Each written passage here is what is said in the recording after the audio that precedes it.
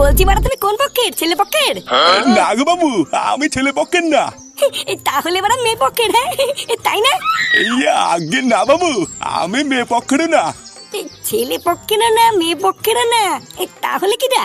তাহলে চোদনা তুমি কোন পক্ষের? হ্যাঁ ইয়া বাবু, আমি হইলাম গিয়ে এই বাড়ির কাজের লোক। বাড়া তুমি কাজের লোক?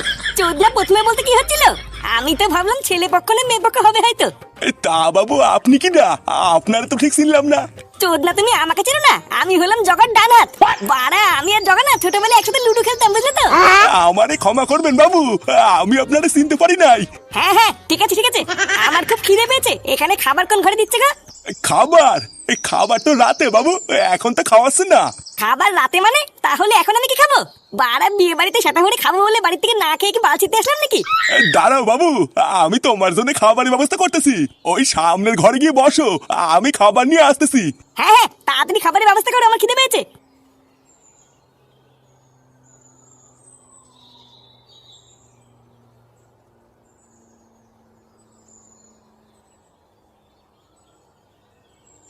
দাদু, আমাদেরকে জগাদা পাঠিয়েছে, একটু ভালো করে দেখে বলো তো তোমাদের রান্নার এখানে কি আর কিছু লাগবে?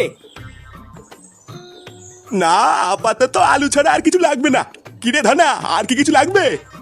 জল যা আছে কম পড়ে যাবে, আর 2 ঢপ জল লাগবে। ওই তো 4 বস্তা আলু আর 2 ঢপ জল আনলেই হয়ে যাবে। কি? 4 বস্তা আলু 2 ঢপ জল? এত কিছু কি আমরা দুজন মিলে আনতে পারি নাকি? তুমি বরং তোমার এই কর্মচারী ধনাকে আমাদের সাথে পাঠাও, ওগি নিয়ে আসবে। আরে ও গেলে কি করে হবে, এইদিকে তো অনেক কাটাকাটির কাজ আছে। তোমরাই বরং এগুলো একটু জোগাড় করে দাও, তাহলে অনেক উপকার হবে। পল্টুদা এত কিছু কি করে আনবো?